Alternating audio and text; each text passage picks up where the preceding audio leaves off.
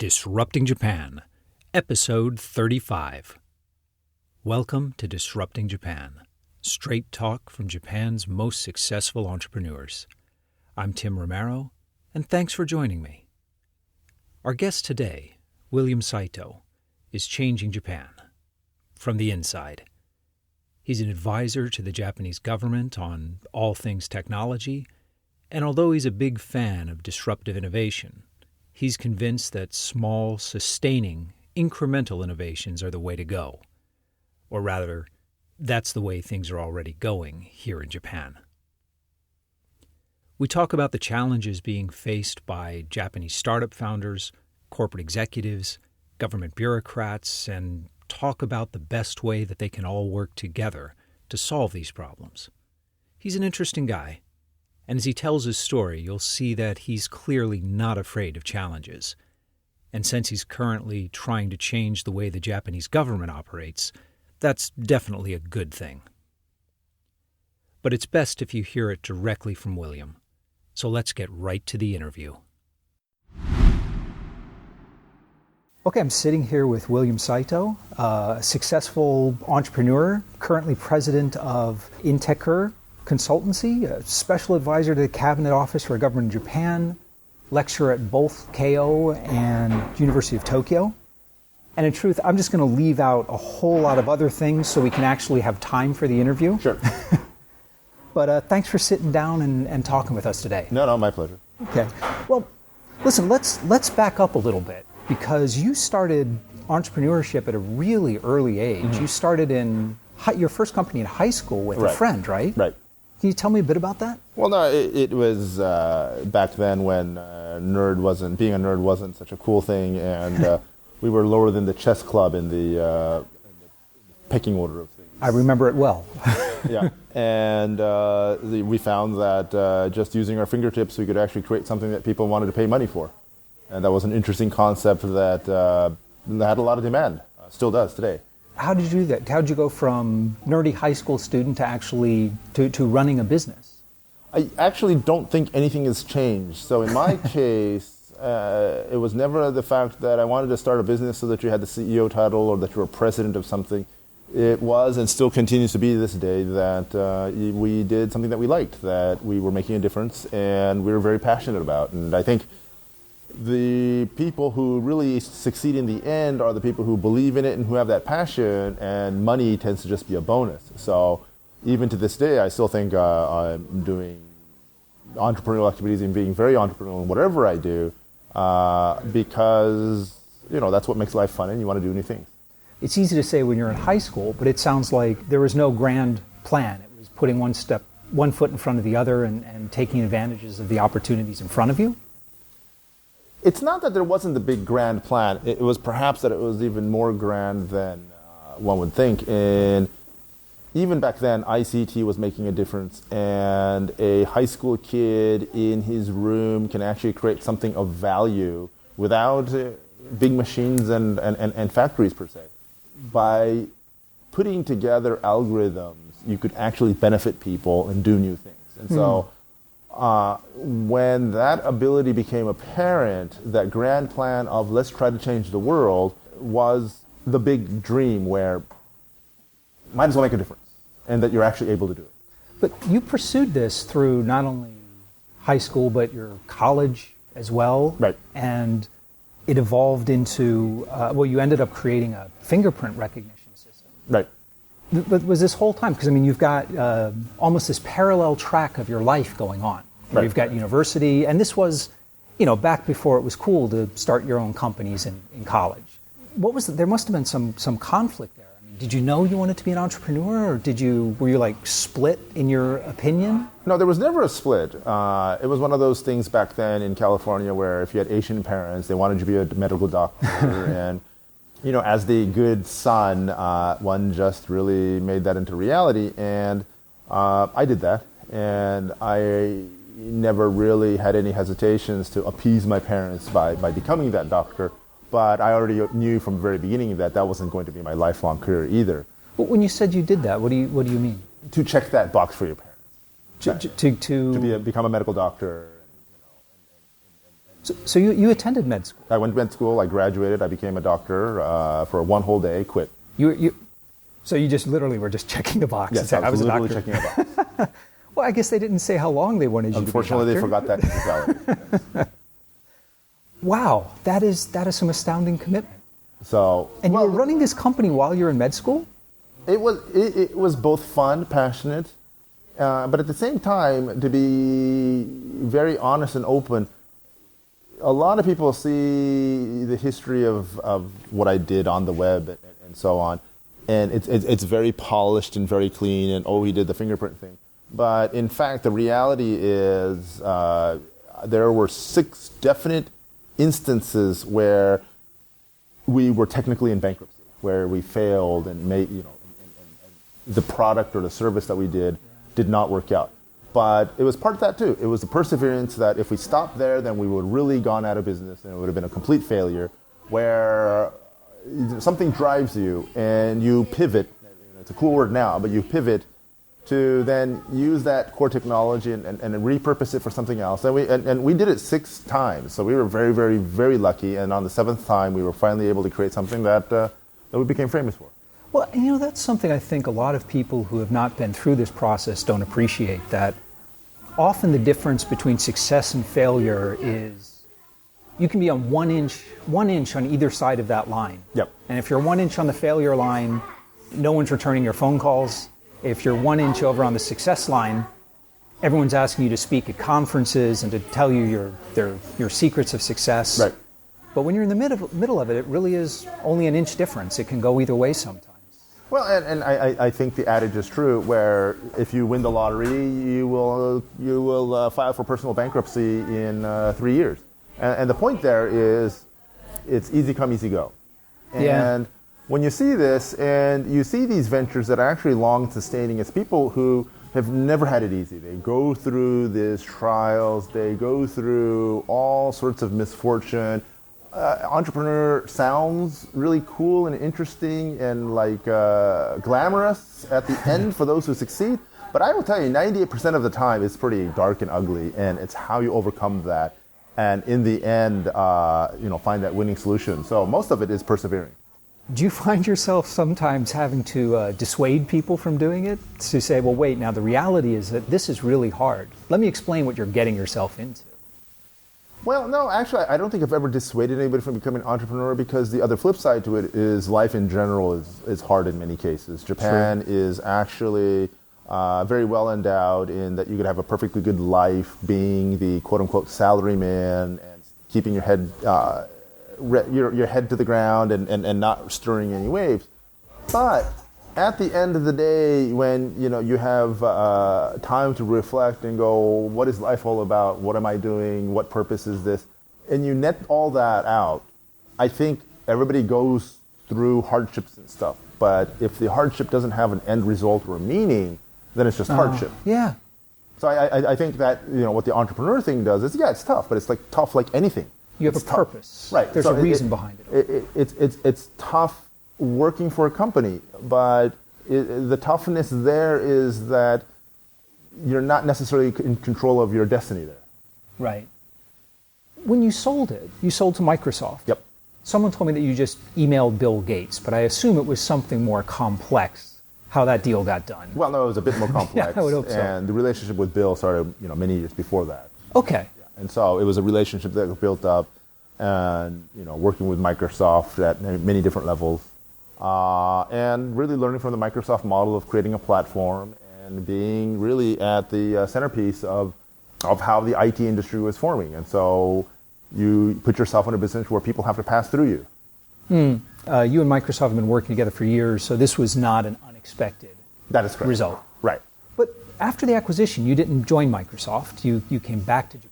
Well, I guess 2 different questions. Why didn't you join Microsoft, and what brought you back to Japan?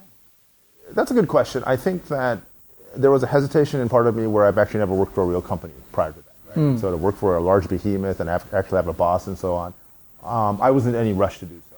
The other aspect is, given that I was going through medical school and also running a company, I've never actually was able to enjoy life as an adult, drink the margarita by the poolside kind of thing. was just this fictional concept. So some part of me said, well, I might want to try that a little bit. And I tried to take a year off, but actually failed miserably at that and found that it's actually quite overrated. You failed at relaxing? Failed at relaxing. So it occurred to me, what am I going to do here? Am I just going to bum around or what? And I realized that my company was actually formed and its success was really based on the opportunities that various Japanese companies gave me, from when I was a teenager. Right.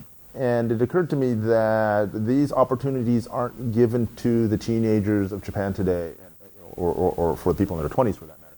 And that I thought, it's kind of my duty to give back to Japan and to that generation, to give them that chance that I got, and that it would be very unfair if I just took and never really gave back to that next generation. So I thought, well, okay, I'll just spend my retirement in Japan as a venture capitalist. You're having a very busy retirement, I must say. Yes, this is true. I've never been busier probably in my life right now. So it's probably some bad disease, not being able to settle down. some character defect that just won't let you switch off. Yeah. You're working now very closely with a lot of different parts of the government. From my perspective, it would seem that going from running your own company, where you are very much in control of your destiny, for better or worse, to working within the government has got to be about a completely diametrically opposed situations in terms of effectiveness and the types of people you're working with. How did you make that transition without going absolutely crazy? The big moment that I think changed me to shift focus to government was probably after March 11th. The big earthquake. The big earthquake. What happened was soon thereafter, one of my medical school professors became the chairman of the National Diet's investigation of the nuclear accident. And incredibly, this was the very first accident investigation board by the Japanese government ever. Right. There was a first independent... Yes, ever. Outside... Yeah. Not modern history, not ancient history, ever in Japan. Japan is not known as being an open society in this way.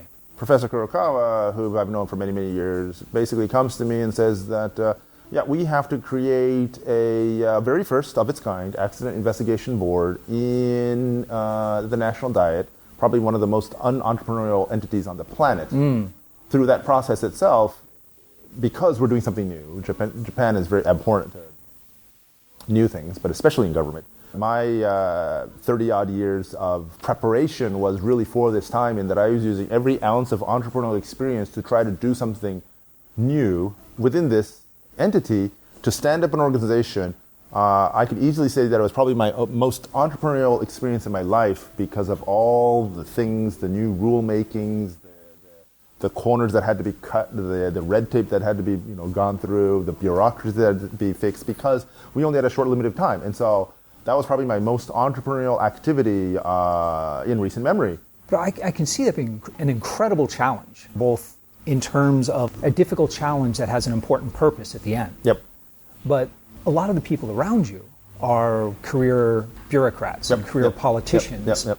And I don't imagine they were seeing the same opportunities that you were. Sure, no, and there were always impediments, not in a malicious way, but that's their job. Yeah. It's always to be conservative. I used really the original French meaning of entrepreneurism. It initially meant more of a change maker. Someone takes an idea and actually executes on this and does something different. Not necessarily about ventures. It's not necessarily about starting a new company. It's really the ability to execute on an idea and to make change and do new things. And so by that very definition, I think that the National Diet of Japan was really ripe for change. That it became ossified, it was very bureaucratic. The people working with it did not have any malicious intent, but in effect they became very lazy in that they didn't want to do new things, take risks, fail, whatever. Right. And I could understand that given the hierarchy. But we had a mission to do. We had a 10-month window to do the investigation and issue a report. Fixed timeline, no excuses, had to get it done. It was a law. I had a boss that, for anybody who knows, Dr. Kurokawa does not take any excuses for things, that you just have to get it done.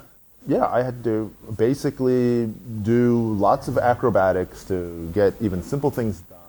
But it was the entrepreneurial way that I approached it, I think, that allowed us to do what to do, but it also gave certain bureaucrats ideas of going, oh, that's interesting. I didn't realize that might be a different way of approaching the problem and addressing it instead of always just going and coming out with reasons of why you can't do it. I really want to dig down and talk about the way that startups and government can work together, because the fundamental problem I see is, there's no ill intent. You've got startup founders who are generally focused on a very specialized product, making changes quickly. If something doesn't work, they can walk away from it. And you've got a bureaucracy who's focused on delivering a very standardized product to many, many, many people. Everyone's underfunded. They can't just walk away from it. How do we get these groups working together? Right. So one of the problems in Japan that used to be its strength is that the bureaucrats were the elites of the countries. They graduate Tokyo University, they work their butts off, and they do a very good job of getting a fixed thing done on a timely basis. The problem is ICT has even upended the Japanese government, and things happen at a much faster way. And the problem is ICT does not respect sovereignty. So, global issues affect things in Japan very, very quickly. Right. Much faster than at the excessive meetings that the Japanese like to do in making decisions. I think that, this entrepreneurial, outside, refreshing thinking is more needed in government right now to get people used to this. And it doesn't happen in countries like the United States, because in the United States, even the bureaucrats, people who work in the Hill, in various, the State Department or whatever department in the United States, I think the United States has a much more open door, revolving door policy where you have people go in and out of government into private industries, and they get to cross-pollinize their different ideas. And so obviously it's not perfect. But, I know many cases where many friends of mine have gone from Silicon Valley, done their ventures and stuff, and now are in government, and cross-pollinating those ideas and so on. And government has become receptive and going, that's an interesting way of doing things, as long as it doesn't break the law. Let's try these different ways of innovation, or, how to do processes and things differently. In America, for example, particularly at the local level, there's been organizations like Code for America that has gotten very widespread adoption. Are there programs like that in Japan? And do you think they'd be welcomed here? There are, but if you think about things that have to happen top down, if you look at how the U.S. system works, where you have cabinet members or secretaries of such and such, or department heads, a lot of them tend to come from private industry, and they're appointed or presidentially appointed, or they're hired from off the street. This is important because that adds perspective and keeps things fresh, and that you could bring these different styles of work into government, but it keeps things stirred up. There's a nice tension there. There's a change agent built into it. Whereas Japan, career bureaucrats are always career bureaucrats, and it's taboo to go back and forth industry and government, that you have these government people. But I will tell you, if they're just government for the last 40 years, their thinking is going to be very narrow-minded, and they don't have much opportunity for real input or, exchanging of the latest and greatest. Do you see that changing? That seems like one of the last things that's going to change in Japan. I think it's changing at the very least for having some crazy guy like me being in a position that I am. So the very fact that they are going to outside for consulting and advice and acting on that's a good sign. I think I represent something that's very, very unusual in Japan right now, and I don't know if the Prime Minister made a mistake, but I am the youngest in Japanese history to have this title of mine. I am probably going above and beyond the definition that was originally intended for my role, but really shaking up things. And, I've been doing this for 3 years. I serve at the pleasure of the Prime Minister. I've gone through 3 ministers, so I've outlasted a lot of the cabinet here, and I'm still here. And so you must be doing something right. I don't know. That or, he finds it entertaining. But and that this is having small changes in certain structures and stuff. I've worked with the government of Osaka, and they're very active in trying to get entrepreneurial input into the way the government works. And there's been this sort of impedance mismatch, getting bureaucrats to talk to startup founders, even when both of them enter into the discussion with the best of intentions. Yep. Can you think of anything practical or any type of programs that could help governments and startups work together? In a Japanese context? Yeah. Under the rules and regulations that exist in Japan right now, there seems to be this taboo line where, that's not supposed to cross-mix and so on. But I think it's really having a mechanism where one can freely communicate and explain and understand why each of the, whether it's a government or business ends, are making the decisions they're doing, the reasoning behind that, and how you could work through it. The problem is, it's not businesses' job to educate government.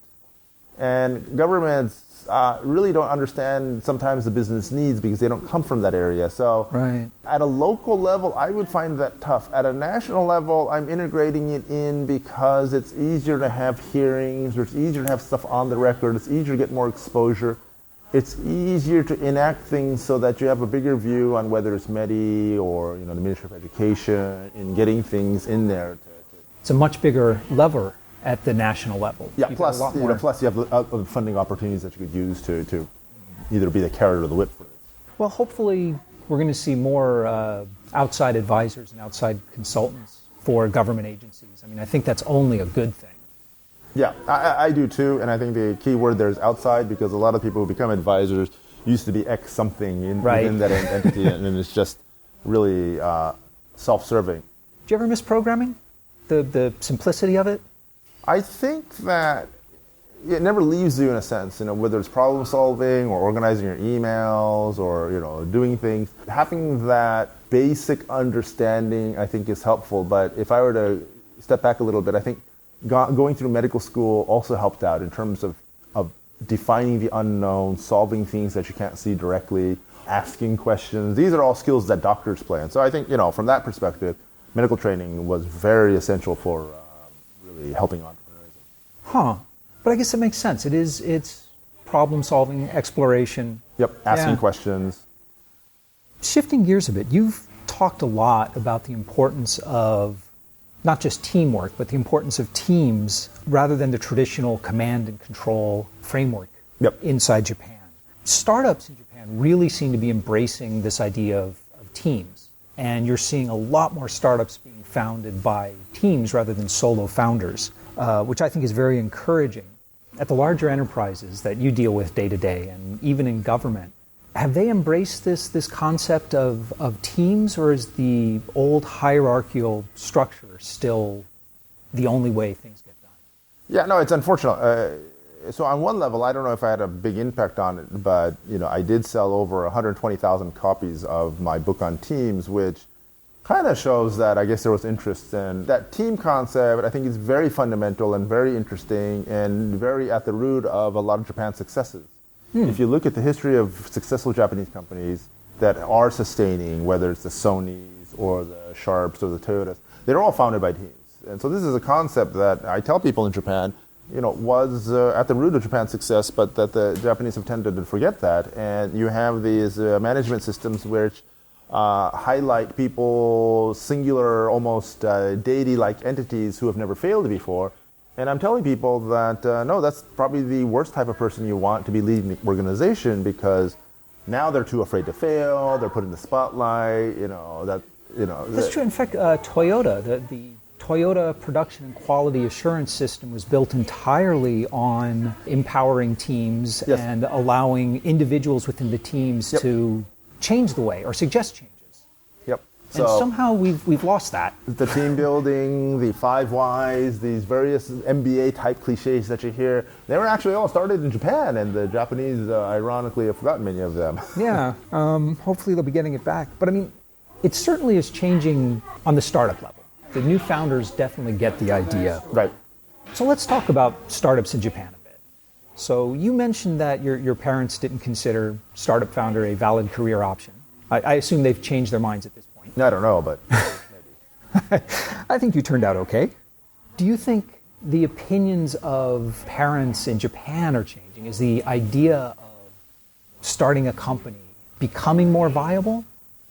I think the environment is conducive to it, but ironically, I think the parents, or more namely the moms who actually have control over this, the impression has become a little bit more dire, in that if the moms had their way, they're worried about, especially their sons going off the rails and not joining what they call the escalator here, and having a proper job and getting promoted. Women who aren't bound by this because they're put under a different social pressure, many who get it and go, wait, why do I have to succumb to that? They actually go out, study overseas, and start businesses at a much higher rate, and they actually at the end are more successful as well. Well, actually, that's interesting because you've spoken a lot about the importance of women in entrepreneurship in Japan. Prime Minister Abe has also spoken quite a bit about the importance of it. I do notice there's a high percentage of women entrepreneurs here. Yep. Do you think it is just that this is the way that they can cut through a lot of the hierarchy and social standards and just focus on results? Or is it more of a push situation where they don't really have other options and this is kind of the best one in front of them? From the women perspective, I really think that statistically it just makes sense because, one, there are more of them. Yeah. They're smarter than the men because they go to a school an average of 3.4 years longer than the men. Really? And yes, this is from Ministry of Education. And the other thing here is they're naturally better communicators. And because they don't have the social pressures from their moms especially, they're free to do things under the radar, like go overseas and study or learn hobbies or whatever. So the women who get it and go, screw this, I'm not going to serve tea and then get married and be in the house kind of thing, they actually are feel more empowered to start these businesses. And because they have these basic skills that are better than the men, they do, at least in a Japanese context, much better, especially initially, in starting these companies. And so it just makes obvious sense to do this. Because they have this certain pressure to succeed and keep learning, there's always this continual growth path. They communicate and make and grow their networks. They know when to reach out for help. All these things that a lot of Japanese men are not necessarily the strongest in. So, I see tremendous potential and opportunity there. Okay. On a macro level, are there particular areas of the Japanese economy or particular types of Japanese startups that you are especially optimistic about? It comes down to that question of, I see a huge potential here where Japan is very well educated, the base education is very strong, the infrastructure is very solid, government is stable, crime is low. If you think about it, there are very few countries that actually say that. Oh, yeah. Incidents in Europe, Southeast Asia is a little bit iffy. But isn't the flip side of that stability that... And it leads to complacency and all this. But what I see in this, though, is a huge opportunity. We also have one of the fastest aging and shrinking populations in the world. Mm. The areas that I invest in, and many of the Japanese don't even know this yet, but what many of the Japanese don't realize is this is a big issue. And because the Japanese are the first to experience it, which is a good thing, they are actually solving this bit by bit. What do you mean? Whether it's healthcare, whether it's elderly care, whether it's medicine, whether it's all these things to help the aged, there are bits and pieces here. Now, so do you think that where America tends to be very focused on disruptive innovation, like overturning the status quo, do you think Japan is going down a path more of sustaining innovations, so the increment, smaller... So if you look at this, and I teach this a lot, and you look at the difference between incremental and disruptive innovation, this is fine, and everybody has their cup of tea. But what you notice, though, is that the disruptive innovations happen on a haphazard basis, and when they're big, they're big. Incremental innovation may not be sexy sometimes, but over the long haul, the delta that you get could be as large as the disruptive innovation. And so, of course, I like disruptive innovations because it can take out whole industries and it does really new things and so on. Change happens fast that way. Yeah, but it's really risky and you have to have the mindset for it, thick skin, so on. But the incremental innovation I think Japan is optimized for.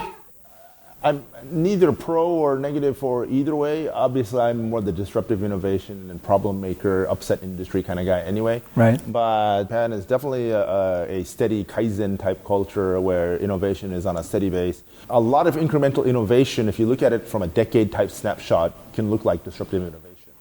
Sure. In the net. It can be huge change eventually. Right. So one of the things that I always talk about is that Japan, because of its demographics and its aging and shrinking population, it's thrown a lot of economic assumptions on its head. Things like deflation and how that's looked at, monetary policy, how that's looked at, capitalism is turned on its head, democracy is turned on its head.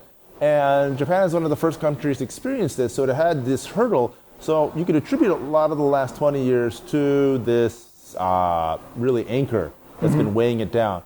But on the other hand, because the Japanese are the first to experience this and we don't throw our grandparents out onto the streets, there are solutions that are being developed to address this situation. So why is this important? It's important because in the next 10, 15 years, starting with places like Western Europe, Korea, China, the United States, they're all going to be aging. Right. Much more abruptly than Japan. And so guess what? The Japanese have figured this out in terms of new products and services because they've had the last 20, 30 years to figure this out. It'll be one of the first countries to find ways to address this, where it's going to be probably the biggest export of technologies and services for other countries here. So I see that as a tremendous opportunity. Do you think that the Japanese approach to innovation, do you think there's a greater effort here to slot a particular innovation into a broader societal need and to judge it based on whether it's good for society as a whole? No. So no? That's the thing. I think there's a huge opportunity that a lot of Japanese who are solving this issue actually don't see the big picture that I just explained. They're doing it just for the sake of doing it. Okay. But the opportunity that I see here is that if you get these distinct components and parts here of what people are doing, time together to address this aging problem, you will have a pretty good business here. Okay. So it's not a uniquely Japanese thing. It's the same market forces that exist everywhere. It's just Japan is the first developed nation to go through run this. Up against this. Yeah. And that they're not realizing yet, serendipitously, they're addressing it in piecemeal. But if you see the bigger picture, this is going to be a very, very big problem. Today, we have 4 kids in their mid-40s and 50s taking care of one elderly person in their 80s. Right. And they're already having a tough time of it. When I'm in my 80s, there's only going to be one person taking care of me, which means no one's taking care of me. Right. That math doesn't work. Yeah. We're going to be more reliant on automation and robotics and ICT and all these other things to help that one person take care of me, or I'm screwed.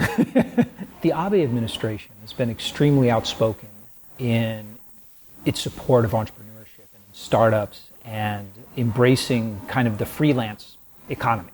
A lot of government programs to support entrepreneurship. There can be a lot of money deployed. A lot of the money is not deployed particularly well. It goes into construction projects and the usual politically connected companies. But what do you think are some of the most important and effective ways that government can support entrepreneurship? I think I'm a little bit contrarian on this in that the Japanese government, when they have the knee-jerk reaction to help things, they tend to throw a lot of money at it. Yeah. Money tends to create moral hazards. From a government role, I'm actually telling people that no, you have to decrease this stupid funding. Mm-hmm. You have to decrease this like sprinkle effect thing of just throwing money around because it's not doing anybody any good in the long run. What we need to do is revise laws and regulations to make things less friction. You know, some of these things, for example, firing people in Japan is very, very tough. Yes, it is. And you know, if you're an entrepreneurial venture and you're hiring your first couple people, you may not be the best HR guy in the world. And you may hire a few bad apples, but if you cannot fire them, it saps the hell out of you. So that's one thing that I'm trying to work on and going, this protection of the employee is going a little bit too far for allowing entrepreneurs to have a more vibrant company. So that's one. The other one is that, we all make mistakes. And when you look at the Steve Jobs or you look at any of the successful people in the world today, they've actually failed at something pretty spectacularly at least once before they've become famous in their current known state. Right. In the United States, we have things like the incorporation code where they're their own independent entities and that if it goes bust, you can kind of walk away from it. The KK mentality in Japan is somewhat based on that. But if you go to a venture capital or any institution that promotes entrepreneurship, yet they ask you for collateral? For the seed stage funds, that is extremely rare now. It is rare, but you know... I hear the bank VCs still do that occasionally. Oh, yeah. Well, there are no real VCs in Japan to the extent a lot of people think. Yeah. But the bank VCs are not real VCs. That VC actually means either very cowardly or very conservative, but it's definitely not venture capital. So I ask what I call my magic wand question. Okay. All right. So if I gave you a magic wand and I said you could change one thing about Japan to make it better for startups here, what would you change? What I would do, and I'm trying to do, is really institute a system where sometime between high school and the time you graduate college, that you spend at least 1 year overseas. Really? And that'll change Japan miraculously. How so? At many different levels. One, they would friggin' understand why English is important instead of knowing how to take it on the test. Yeah. Number two, I think going overseas, it really enabled people to have context. That a lot of Japanese actually live in their little own bubble and think that this is how the world runs, that this is how everybody thinks and this is how everybody has their value systems aligned. Do you need to have a first-person experience and realizing that, no, people's morals, values, the ways of thinking are different. And so you need to know how to work with them. Number three, I think that by exchanging ideas, having dialogue, communication, being able to debate, negotiate, and these things are key talents that are not taught in Japanese schools, that Japanese are very, very bad at. So they lose out when they do go into society, because it's definitely a very global world. Unfortunately, we do not now live in an island where we can be self-sustaining just amongst ourselves, that we have to interact with society at large. And without this experience, Japan's going to be screwed. And Japan is the second least diverse country on the planet. It's very dangerous to have people this single-minded here, because once what I call this bubble, this peaceful bubble that we have here, bursts, and we succumb to the real winds of global competition, a lot of people are not going to be prepared. Right. And we have this very Japanese thinking still that is actually becoming even more insular these days. It becomes very important to really see how the world it is, and not necessarily just through media or some other small lens. And I also think that your suggestion of like spending a year abroad, people who do that will bring a different set of problem-solving skills to either large companies they join or startups they might want to found. Exactly. Yeah. Japan is almost too peaceful, almost too perfect, in that you really don't have to try hard or experiment or problem solve, because it's kind of there on a silver platter. Yeah, you need to be trained to be able to expect the unexpected and to be able to overcome that. I feel very sorry for people who have not experienced that firsthand. Okay, listen, thanks so much for sitting down with us tonight. So, no, pleasure. And we're back. I think one of the most important developments we talked about is the newfound willingness for the Japanese government to use outside, truly outside, advisors. Well, I suppose calling it a willingness may be overstating the case a bit, since at the moment William seems to be the only one they're listening to at a national level. But still, it's a start, and time will tell whether he turns out to be a black swan or the first robin of spring. That basic openness to new ideas is essential for Japan to move forward as a society. Private sector and startup innovation is taking off here, but it can only take the nation so far. Still, I'm optimistic that the innovative green shoots we see in Japan today will continue to grow, and that in 30 years' time, Japan will be a leader, not just in elderly and healthcare tech that William talked about, but in a wide variety of other fields as well. If you've got a story about trying to work with the government as a startup, we'd love to hear about it. So come by disruptingjapan.com/show035 and let us know what you think. And when you drop by, you'll find all the links and sites that William and I talked about and much, much more in the resources section of the post. But most of all, thanks for listening. And thank you for letting people interested in Japanese startups know about the show. I'm Tim Romero, and thanks for listening to Disrupting Japan.